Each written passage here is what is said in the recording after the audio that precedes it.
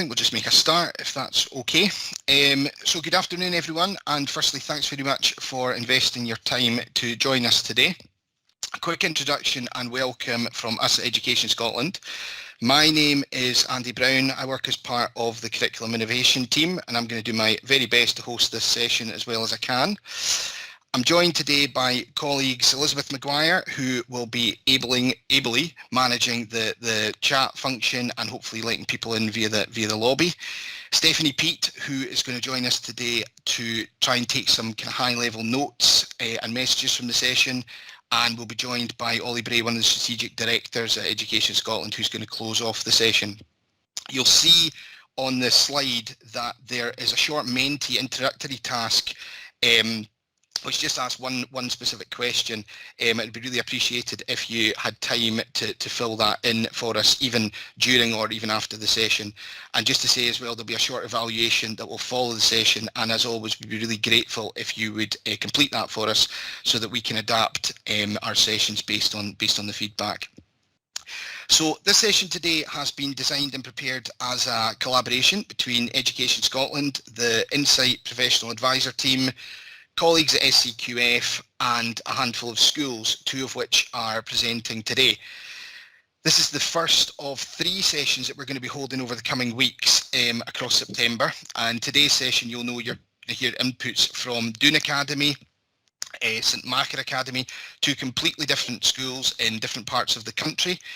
And as well as an input from the professional advisor team at Insight. And I'll let Kenny, Joanne and Fiona all introduce themselves at the start of their session, but of course it goes without saying a big thanks up front from us for agreeing to be involved, especially given all the challenges that you're all currently facing.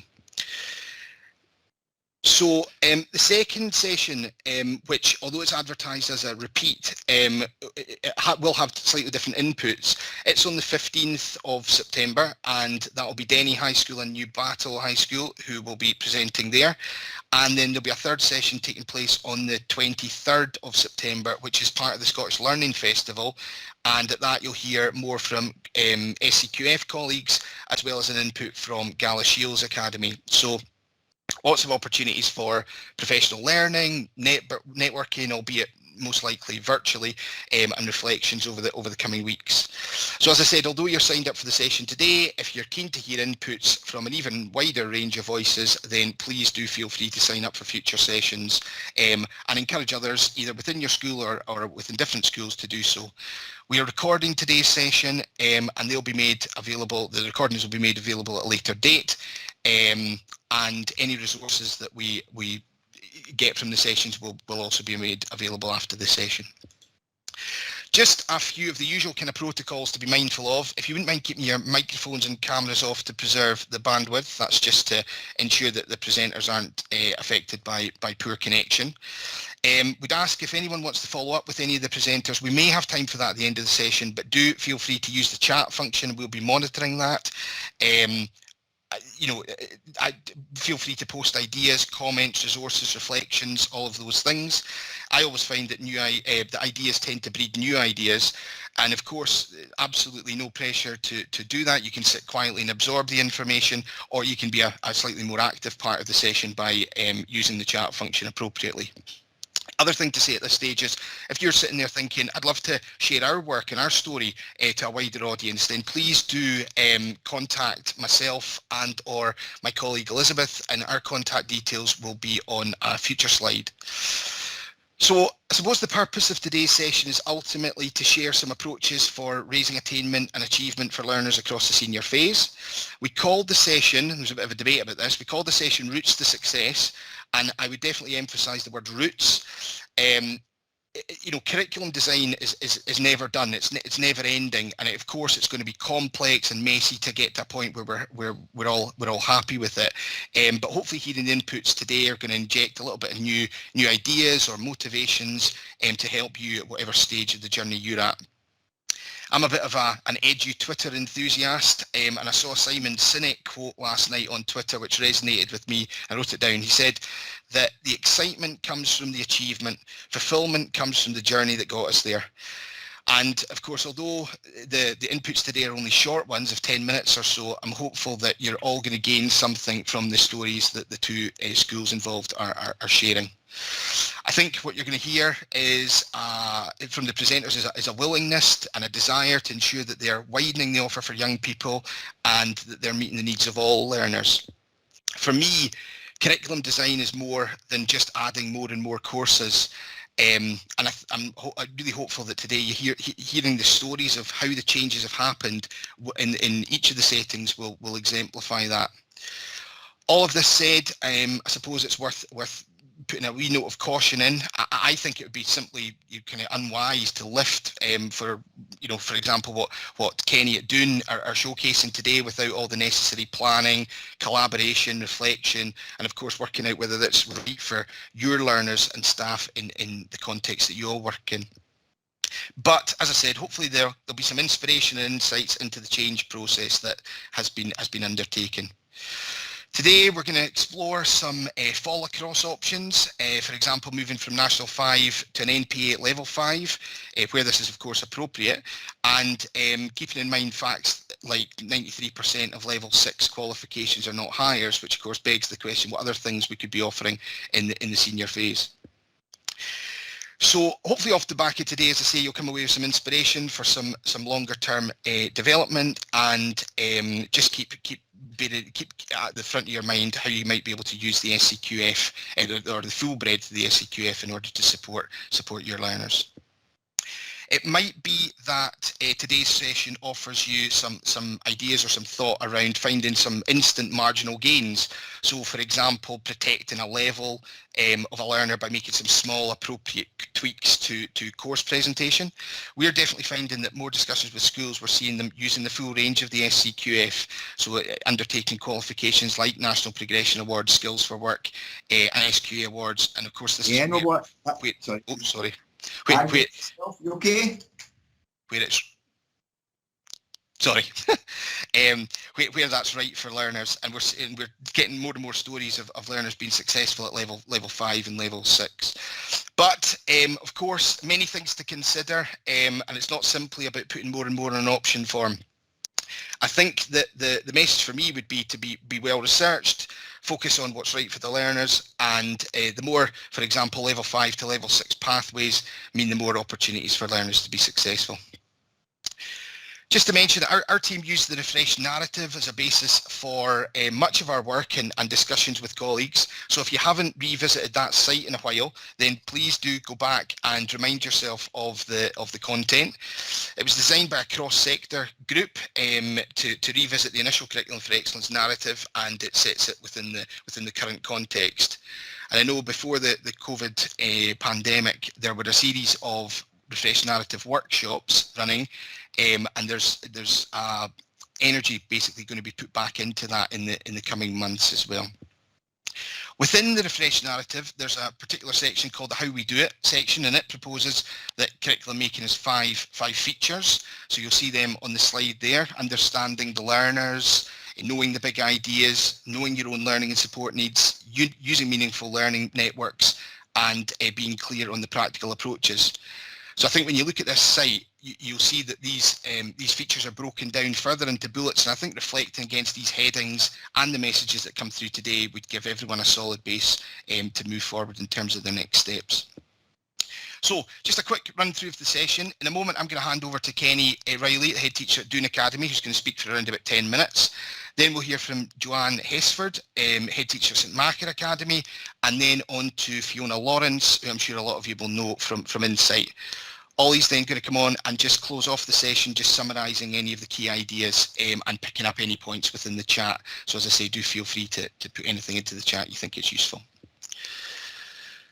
Just to highlight two thought papers that are on the screen just now. They were published last year, one on interdisciplinary learning, one on learner pathways.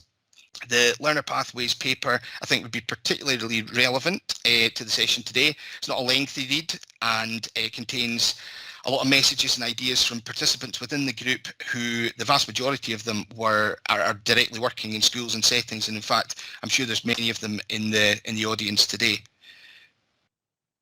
And then just finally, just as I said in the introduction, if anyone in attendance is keen to work with us or share any ideas or experiences on this on a national platform a bit like this, then please do make contact with myself and or Elizabeth, and our contact details are there.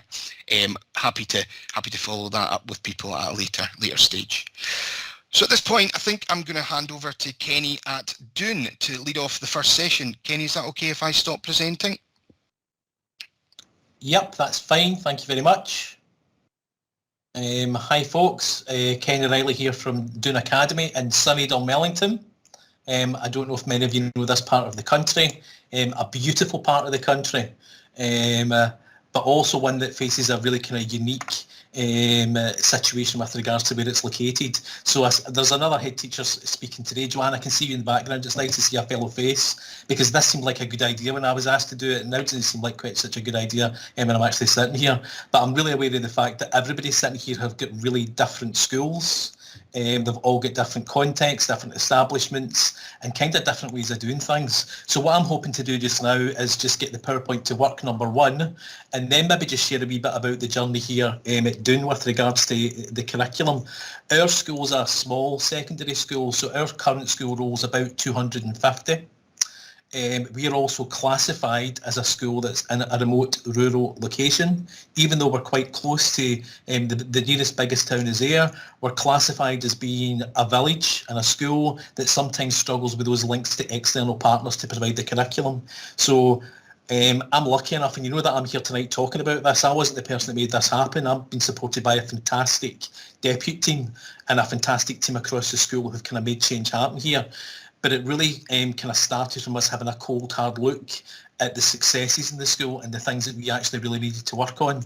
So where we are in terms of our rurality, I think has always made us able to embrace quite radical change, quite drastic change. Our SLT meetings were sometimes full of very blue sky thinking, and then with staff we kind of worked that down to what we could possibly do within the staff, and we've got it. So I've prepared just one slide, folks. And I'm happy to share anything we've done at the school. If there's anything you'd like to see, please come back and I'll send it out. But this kind of gives us a summary of how we got to where we are just now. It was a massive team effort, because even joining the meeting tonight, there's a number of faces round about this virtual table that I already know who have been either into the school or have been involved in virtual sessions with the school. And a whole set of people helped us get to the position we are just now. At the point that was made about curriculum change being really kind of messy in some ways, I would totally agree with. At the minute, we're in a journey, we're kind of partway through it. There are things that are working, there are things that we need to keep working on, and at the minute we're still moving forward and thinking about that. But I would say that the biggest kind of impact for us initially was that kind of engagement with the professional advisor team from Insight. And I've used the word forensic because it kind of felt quite forensic at the time, because, you know, I know and love the school, and we all know and love our schools. I really appreciated the ability for the Insight team to come in and bring that almost critical friend from the outside in terms of looking at your data. We had a number of meetings that kind of involved that. The first meeting was initially held with the senior leadership team to kind of talk about our view of our data and whether our view was actually the right view of our data. It brought a lot of discussion. The Insight team were great for saying, here's what we think about your school based on the stats. And that led to really rich discussions about where we felt the school was actually situated and amongst those bits. So those conversations kind of started with the senior leadership team in the school. After those sessions, I've got to say we were really enthused in terms of curricular change within the building, because it kind of reassured us to a certain extent we were in the right lines and our thinking was in the right lines, but it also gave that idea that there were other things to explore and other opportunities to explore. And see, if I was to use a word to describe where I felt we were with regards to curriculum, a bit stuck. We wanted change, we knew things had to be different, but we needed that support to kind of help us realise how they could be different. And that led to really intensive input with the other teams within the school.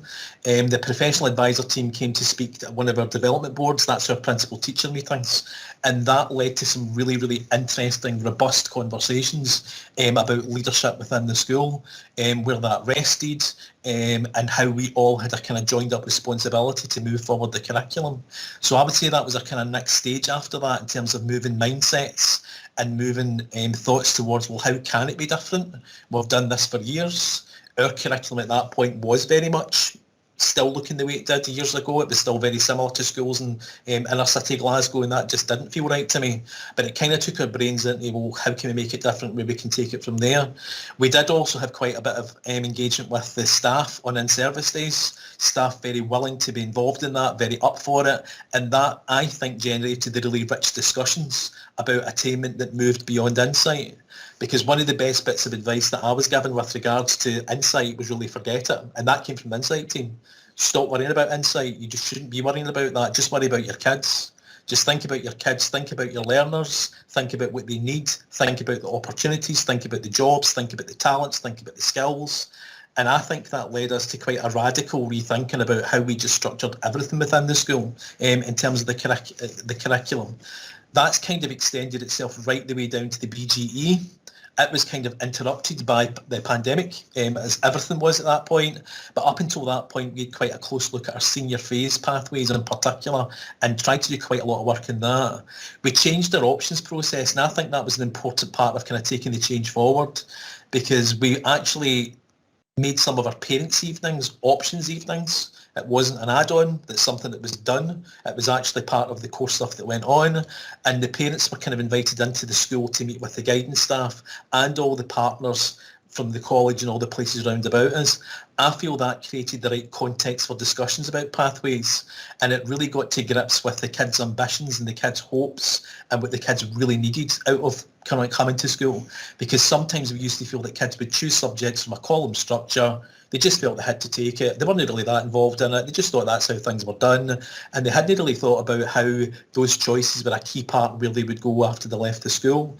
So I would say making that change was really important. We gave 20-minute appointments to parents to come into the school to have those discussions, and everybody was in the same room. So nobody had to go from one place to another to phone them, to do that, to see this, to work out what was to be done.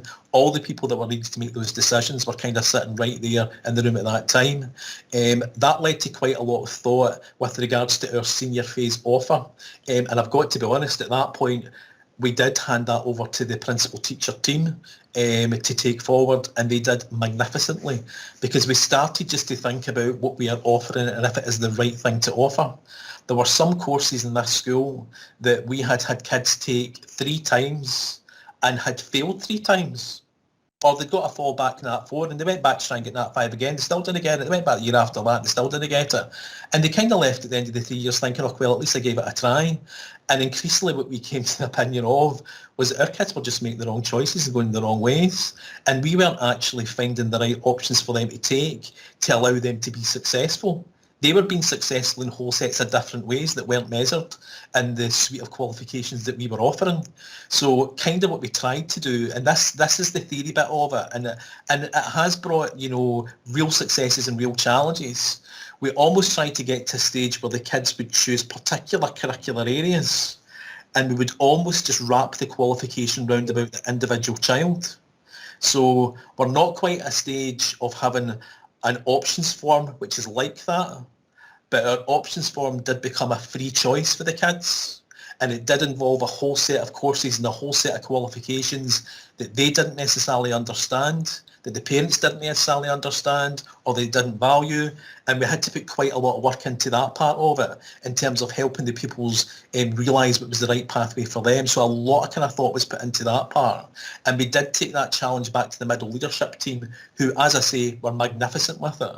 And we started asking those questions about attainment and achievement. Where are the issues? Where are the challenges? Is that because the kids aren't doing enough homework? Is it because they're not studying hard enough? Is it because X, Y, and Z? And we increasingly came to the realisation it was just because what they were being offered was not allowing them to be successful. And we had to change what we offered to make that happen. Now, in some areas of the school, that meant offering courses that we hadn't offered before. And Andy, you've touched upon that, bringing in new subjects and new qualifications that we hadn't done before. That really relied upon the staff in the building to embrace that different way of working. And that old adage about being a teacher of young people first and a teacher of subject second was something we did an awful lot of work on within the school, and staff were amazing in terms of turning their hands to different qualifications that some people had never even considered offering in the past. So we did introduce some different qualifications altogether. We introduced rural skills, we introduced horticulture, we introduced a whole raft of things that we just never offered before. Some of those courses were really successful and some were less successful. And the real challenge for us, I think, was getting into the nitty-gritty of delivery in terms of SQA and pathways, in terms of what we offered within there. So we did think a lot about the SCQF levels and how they would then change your thinking. We have worked with some fabulous people. Fiona, you're out there and you are fabulous in terms of helping us in our journey. We had an SQA person come in to say, have you seen this page of the website, which we had never seen, which was all about progression pathways, which took you out with traditional pathways and took you outside school pathways and took you onto college pathways, and see suddenly all those distinctions about what was offered where and who offered it. That all started just to blur a wee bit, and it started to become a bit less clear, and staff started to become a bit more energised about offering things the kids would actually enjoy and be successful in. Another thing that was said to me that rang really true was somebody said to me, why are you forcing kids to sit courses over and over again that they're failing? Because I'm assuming by the end of that, the kids are pulling their hair out, your staff are pulling their hair out, and nobody's particularly enjoying the curriculum that's being offered. And that really rang true with me about getting it right for everybody, because then that works for everybody. So in terms of those pathways that were kind of there, we had a tendency, I feel in the past, if somebody was struggling at National 5, we would move them to National 4, and we would think that would be the solution to that. What we sometimes found is that the kids were then lacking in pace and challenge at National 4. It actually was far too easy for them. You know, they didn't really value the qualification. They had it finished between August and October. So what will I do for the rest of the year? And that's where we kind of started to branch out into different types of progression pathways within different subject areas. Now, our experience of that is definitely easier to do in some areas than others. So some principal teachers found that very, very almost easy to do by looking at the SQA pathways, by looking at the framework, and by kind of making sure that kids didn't in any way move down. If kids were moving, they sometimes moved up, but in a different direction, or sometimes moved to a lateral progression. And it kind of got to the stage at one point, and this is where I felt it worked really, really well. It was almost as if the kids had chosen a DYW area that they were interested in. They'd chosen that skill and passion that they had and where they wanted to be and where they wanted to go. See, when they went into some of the faculties in the school, they almost didn't know what qualification they were studying. That became much less important than where they wanted to go and what they wanted to do and how that would lead to their kind of successful destination. And some areas of the school really ran with that in terms of wrapping qualifications round about the young people, rather than trying to take young people and force them into qualifications that they were actually never going to be successful in. So that opened a whole load of different discussions about different types of qualifications, different types of pathways, different types of progression. It then kind of caught fire a wee bit and led to kids coming out with qualifications that they'd never gone in for. But we kind of took a stance as a school about doing everything we could to celebrate and measure and quantify and accredit every single skill that our kids could bring to the table, because our kids are amazing, but they weren't always shown that in the traditional pathways that were open to them. So there were some areas that really were able to work in that really, really quickly. I would say that's taken us into a bigger discussion, and this is the bit we're in just now, because it kind of went back to the whole basics about the curriculum itself and what actually we were offering. There were some hard choices about what stayed in the options, what came off the options, what we offered, what we didn't offer, but it also, as much as that, went into the kind of pedagogical part of it, about how it was taken forward. I did ask somebody to join me tonight. Kirsty Hare's actually here tonight, who is a principal teacher up in business education, is her main area of focus, and they really did a huge amount of work in terms of that continued progression and avoiding that tendency I think sometimes we had to bring the kids down, move them down and that'll sort it. It wasn't. It was move them across and move them up, and that was the thing that would make the difference. So I know we're kind of tight for time, and I've asked Kirsty maybe even just to say a minute about this. And again, if there's anything to do with this you would like to be shared with your PTs, we're more than happy to share that stuff. So Kirsty, I'm going to kind of change to your screen and hope that works. I'll move a little bit closer, just hopefully people can hear me.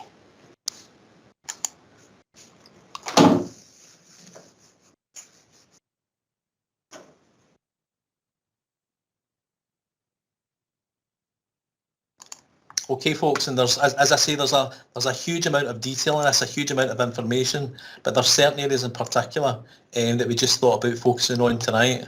I think one of the biggest things for me was that I attended Insight training, and we spoke about that 2 level 6 awards would get a young person into college doing HND. Now, for a lot of our young people, that was the pathway that they wanted to take. So the first thing I do when any young person comes into the department is ask where they're going next, where is it they want to achieve. And looking at that, plus where they've come from the BGE or previous pathways within the senior phase, where can they go next? So I've got a couple of case studies of pupils that are either current or former pupils. So pupil A was your typical high flyer. She's aspiring to go to university. By the end of S3, she'd achieved National 4 and had level 5 units. So in S4, she not only did National 5, she also did a level 5 qualification and a level 6 qualification. She then came back in S5 and did a higher and another level 6 award. This one's got more units in it, so it carries more tariff points. And then currently she's in S6 and she's doing a different higher, looking at trying to maximise her hires for going to university, but also looking at doing an advanced higher at the same time because the content of the courses are really similar. Pupil B is probably the typical pupil I get in my department. This young person had achieved National 4 in S3. When she came into S4 though, she was quite nervous, wasn't in the position to sit a National 5. What we looked at, there was a 2-year higher, but I'm very mindful that some young people disappear at the end of a year, so we wanted to make sure there was an exit point. So in S4, she did 2 qualifications. She was sitting doing her level 5 office skills. In fact, she did 3. She did her travel and tourism and then her business with IT. Returned in S5 and was able to do a higher with another level 6. And for these young people, having that safety net that they've got a qualification regardless often means that they actually perform better in the higher qualification, knowing that they've got something sitting in the bag already, that there's a bit less pressure. This young person's now successfully been able to go into college based purely on the qualifications she received in the department without having to worry about elsewhere in the school. Now, our pupil C is a pupil from our supported learning centre. Now, typically these young people are achieving National 3s in the senior phase. So they come into the department and we've looked at creating a bespoke pathway. So right now these young people are in S4 and they're looking at getting a National 4 plus a level 5 qualification. And there's a pathway in place that allows them to achieve at least 1 qualification every year. I'm a firm believer that if we aim high, the likelihood is that all the young people will achieve a full course award and they're able to develop skills and experience progression and opportunities, and that sense of achievement is really, really important for them. Pupil D is one of the reasons why I looked at these qualifications in the first place. If pupils have got low attendance, they often end up leaving with nothing, and that was a huge concern for me. They disappear at Christmas for whatever reason. They maybe leave to go to college, they get a job. Whilst that's a great destination for them, it feels like the time they've spent in the department's been wasted, and that was the last thing I wanted.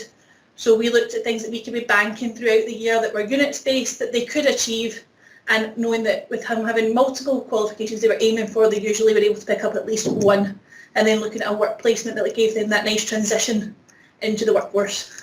Thank you. So I hope that's been helpful, folks. That's just part of our journey. The exciting bit for us at the minute, I suppose, is that we feel we're at a position where kids are going to areas not confined by single choices. And when they get into those areas, the raft of qualifications is wrapped around about them and is actually pushed to the maximum level they can achieve in each different area. And that wasn't always through those kind of traditional routes. So as I say, I'm happy to answer any questions at any point. If you want to email me, feel free, or share any of the presentation for today. Okay, thanks for your patience, folks, and I hope it was useful. Kenny, thanks so much. Kirsty as well. Thank you so much for sharing those reflections, those stories. Kenny, from having met you, a few weeks ago, I know you could talk about this for hours. So thanks for squeezing all that into such a short period of time. I think we'll just move swiftly on to Joanne, if that's okay. Joanne, are you okay to present? I think you're on mute, Joanne. Sorry. Sorry, that should be us. We're just loading up. That's up on the screen, up on my screen. Thanks. That's great. Thanks everybody and good afternoon. My name's Joanne Hesford. I'm head teacher of St Macar Academy. The intention of today is just simply to share with you our journey so far. You're most likely doing something similar. or if not even better.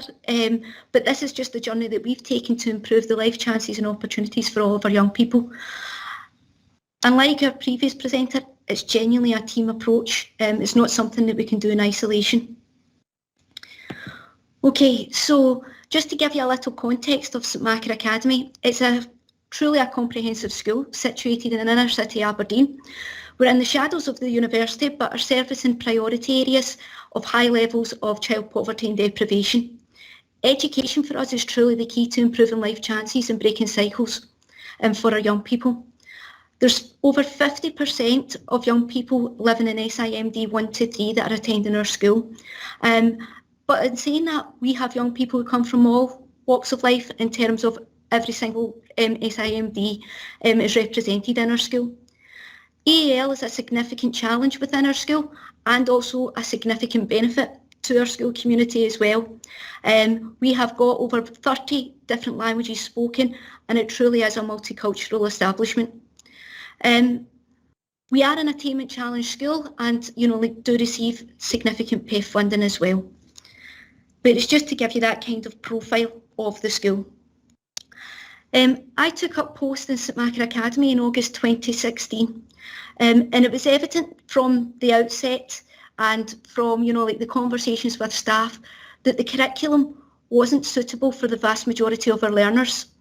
We had a traditional curriculum that prioritised hires and advanced hires over all other learning pathways. And the learning experiences in the BGE were stop-start. They didn't lead to progression within the BGE or the senior phase, which then accumulated itself in a low stay-on rate past S4 because young people couldn't see the relevance and the purpose of staying on at school. In terms of as well, we also had a kind of young people leaving our school community but not moving into positive sustained destinations. And then we had the usual, low attendance rates and high exclusion rates. So inevitably, this influenced our attainment. So as a school community, we recognised that things had to change and we had to really look at our curriculum rationale. So one of the things that we started to do as a community was really use our data to drive the curriculum rationale and to drive the purpose of our curriculum. We looked at our attainment, we looked at our destinations, we looked at our attendance, and really drilled into it. And we used all of this to really focus on, if we continue doing the same thing, we'll continue to get the same outcomes for our young people. And we knew as a community that change had to happen. As a result, we introduced 2 key roles, the PT Wider Achievement and the Partnership Officer. The PT Wider Achievement really focused on the exploration of NPAs in all curricular areas, so that then what we were able to do was support and lead our wider staff in all of these areas. And our Partnership Officer was a unique role that we had to put a business case together for, and it was really to develop someone who could liaise with the wider society in terms of businesses and local communities to bring them more into our school community to prepare our young people for the world beyond our school. Staff really engaged with all of our SCF qualifications. We really dedicated a lot of time to it, and they really fully embraced it. In terms of the collegiate sessions, we were doing things like pulling out the catalogue, having a look, just raising awareness, so that then they could actually think about, look, the traditional isn't just the only pathway. As was mentioned earlier, the actual hires at level 6 are the smallest number of pathways that are there. SCQF is got a wide range. So our middle management and wider staff were really on board with this. In terms of our faculty heads, business and computing, funnily enough, they wish to add a different pathway every single year if they could. However, we don't have the staff to facilitate it. But again, it's about getting it right for our young people. So what we find we're doing is we're changing it, and we're changing it to suit the needs of our learners. In addition to that, we also focused on our literacy and numeracy. We realised that our literacy and numeracy were key to young people actually accessing the curriculum, and making sure that our progressive pathways were there. So what we had done is used our BGE to gather our literacy and numeracy qualifications across our BGE, really so that then we can continue that progression within our senior phase, and also maintain and reach our pledge of that no child leaves our school without a literacy and numeracy qualification. And then that left our senior phase to really focus on that developing the young workforce, making sure that we have that skills development progressing through from the BGE right the way through into senior phase, and getting that wider accreditation so that then the work that young people were doing in every learning area was being accredited, so that then they could experience that success. We fundamentally believe that success breeds success. You're probably here to hear about what we did in terms of our senior phase. Our vision is about setting the highest possible levels of attainment and achievement for all of our young people, and really encouraging positive, sustained destinations for all of our learners. But in terms of our senior phase, we had to make sure that our curriculum was relevant and was preparing our young people for the world beyond our school and our future careers. Also getting those increased opportunities of attainment and recognising achievement, coming away from the traditional, and merging those kind of industrial and workplace visits, so that then we could prepare those skills for work. And then, in addition to that, making sure that the increased vocational pathway was in place there as well for them. So to do this, what we were doing is we were embracing personalisation and choice coming through a broad general education. And at every point that we were doing personalisation and choice, we were gathering data and almost dropping down our 16 plus questions, like where do you want to go, what do you see yourself doing, so that then we could gather data on our young people. And this helped us to develop and identify our key pathways, so that then we could appropriate plan for their future. And what came out of this was that our health and social care, education, training, construction and building, and sports and leisure were our key pathways for our young people. So by doing that, we were able to work with our partners and develop our foundation apprenticeships. In 2017, I met with Aberlour, which is a local partner with us, and also SDS and Education Scotland, and we were looking at foundation apprenticeships for our young people in terms of education and childcare. And Aberlour were, at that point, it was a traditional 2-year apprenticeship. However, because of our low stay-on rate, that wouldn't have been as successful for our young people. So we made the decision to work in partnership, but make it a 1-year programme. And this has been the blueprint for all of our foundation apprenticeships moving forward. We now have 3 different foundation apprenticeships running out of St Macra Academy: social services, the healthcare, and construction. But because of the, the changes to how foundation apprenticeships work as a result of funding in terms of, going directly to colleges, what we've also done as well is worked with our local partners in terms of our sports centre and really developed that health and fitness pathway. And that health and fitness pathway is also giving our learners the opportunity to become qualified personal trainers, which will then lead into the world beyond our school community. In addition to this, when I mentioned about our staff really engaging with it, we have got MPAs now sitting within every single faculty in our school community, so that whether or not that is relevant to their traditional subject or not, we still have a progressive curriculum within that faculty. For example, even within our social subjects, we are delivering on the mental health qualification and potentially the personal development one as well. So you can see where there might not be those progressive pathways that naturally lead, we're reaching out and developing so that we can gather those skills and those opportunities for all of our learners. In terms of our employability, we introduced an employability pathway in S4, trying to prepare our learners for the world beyond work. Those young people will do 5 traditional qualifications across our curriculum, similar to other schools across Scotland. However, what we wanted to do was really enhance the opportunities for our learners on that employability pathway. And instead of just delivering one qualification in the time that they're in employability, some of our learners are given the opportunity to deliver, or to experience or to attain 5 qualifications as well within there. So it's really about getting that breadth and also at the appropriate level as well. In addition to that, we are really building our capacity in terms of making sure that we're building the partnerships with all of our wider partners. And one of them is Aberdeen University. What we're looking at is we have over 40% of our young people going into higher education. And so what we have to do is make sure that they're prepared for that. And we're trying to build a programme where our young people will go to the university and experience lectures, because we also know that our drop-off rate for young people going into university is quite high as well. And it's just that lack of preparation.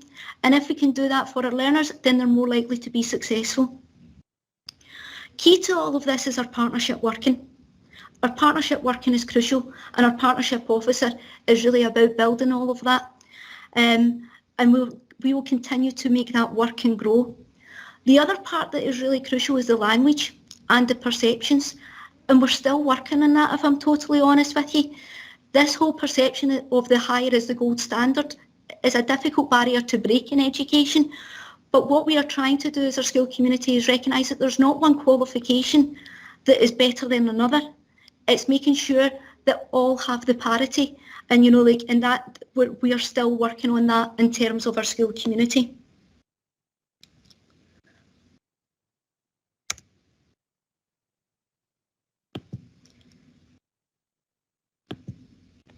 So when we're looking at the impact of what we've achieved, you can see, and I've put up there the data from 2000 up to 2019, and that's for obvious reasons.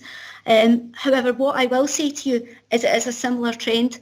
And in fact, over the past 2 years, because of the circumstances, it's actually enhanced our learners' opportunities and experiences by having these MPAs and wider qualifications within our school.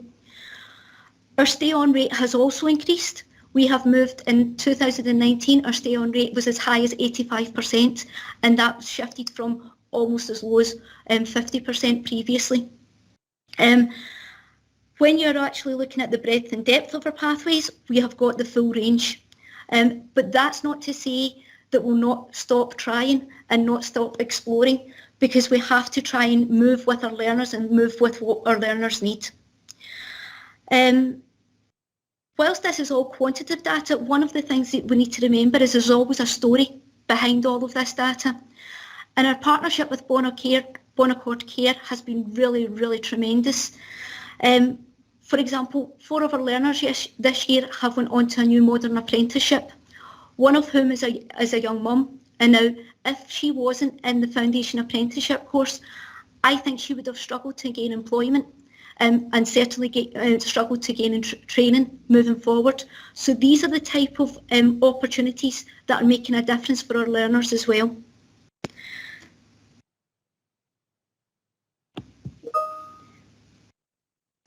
This is just our journey so far.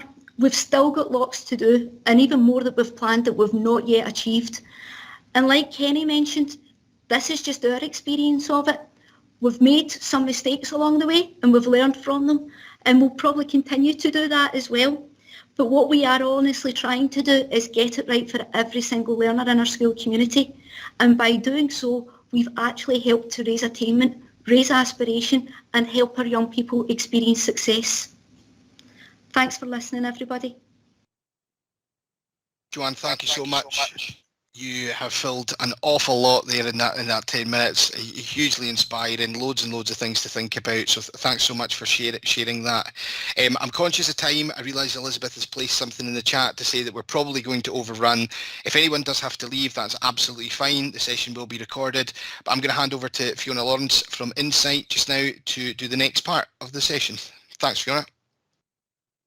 Thank you, Andy. And just to let everybody know that I will be speaking at the next 2 sessions. If people would rather come and say that, I'm not going to be saying too much that's very different.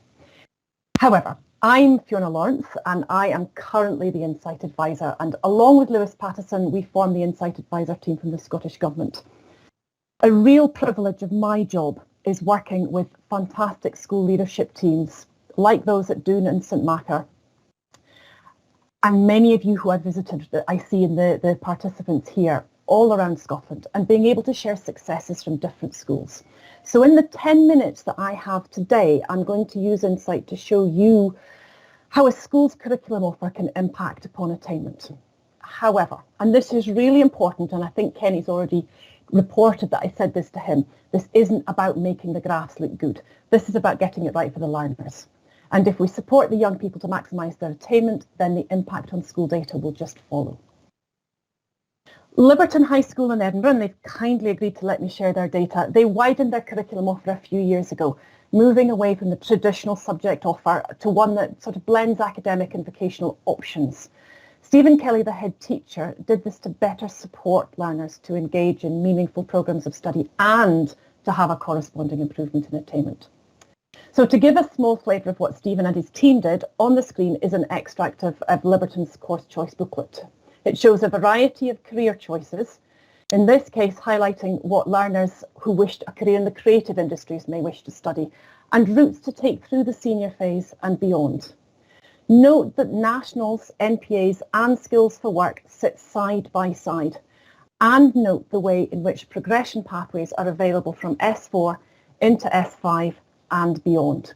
And that's fundamental to the messages that we're giving children about these things.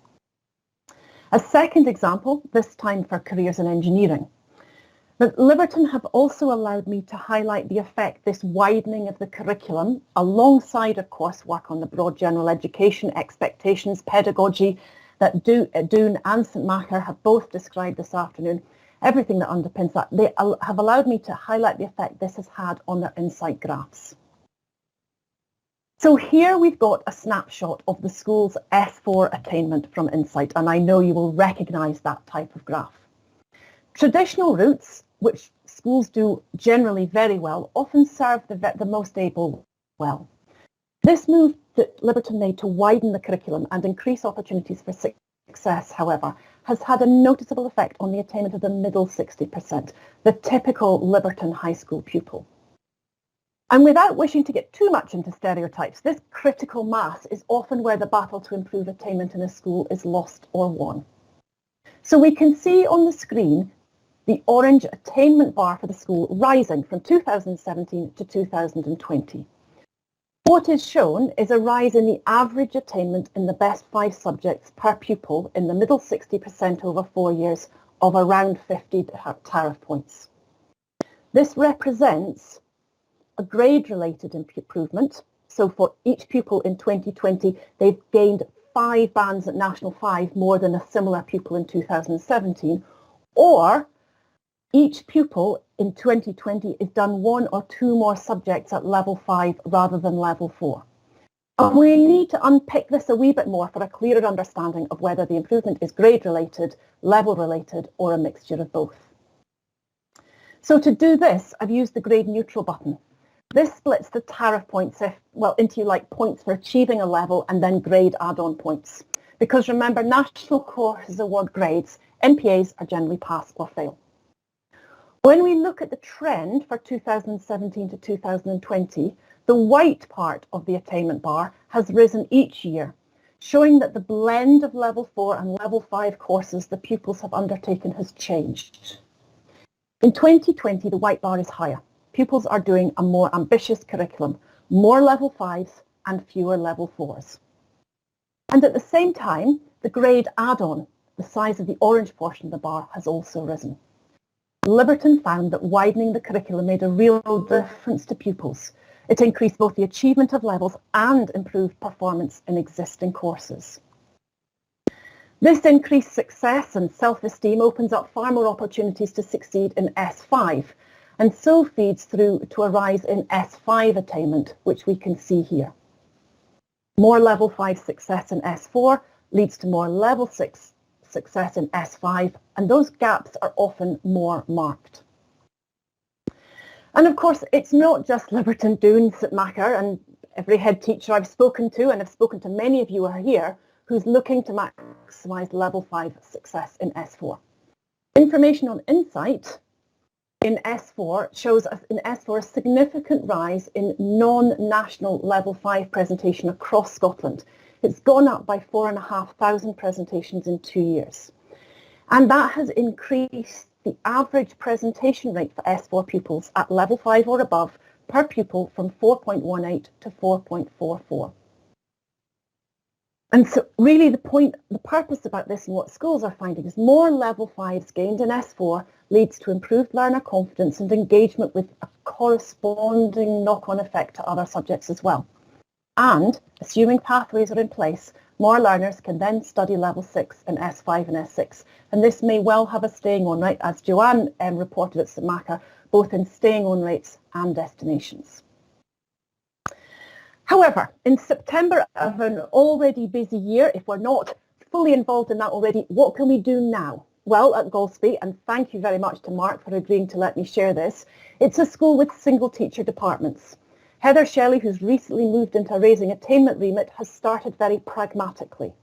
She's used Insight to identify courses that are already being offered across other Highland schools.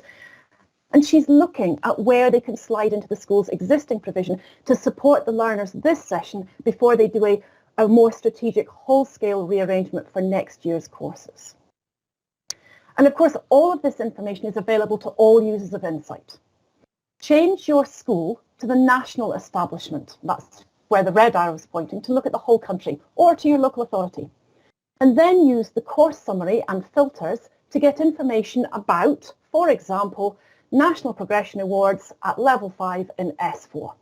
And this will give you information about which subjects are being done in significant numbers across your area or across Scotland. And here is what you'll find. This is the detail of the 1,354 S4 National Progression Award level 5 presentations in 2020.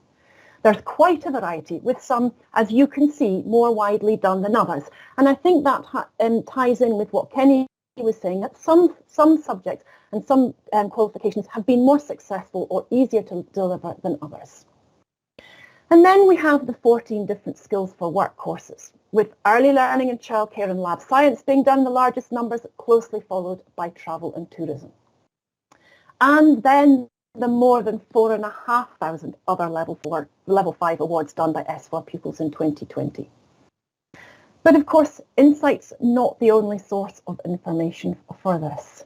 The SQA catalogue is vast, and there is information about progression pathways in many subjects.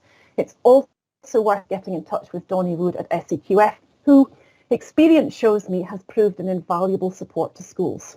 Or maybe one of your neighbouring schools is an SEQF partnership ambassador school, and maybe they can share their experiences with you with what's worked.